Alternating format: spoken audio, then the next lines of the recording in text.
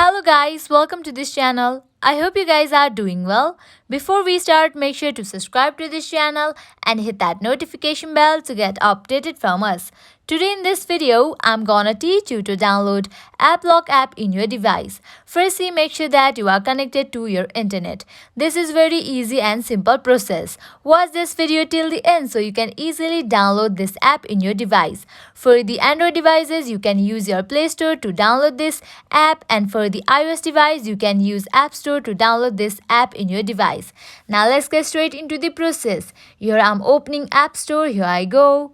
Now at the top you can see that search bar, type there Applock, tap on search. Now here you can see that app has appeared. Now at the right corner you can see that arrow showing downwards, tap on that. Now it is in the process to be downloaded to your device. After a few seconds it will be downloaded. Now you can open and use this app. I hope this video will help you. At last, make sure to like, share and subscribe to this channel. Also hit that bell icon so you get notified every time we post new videos. Thank you.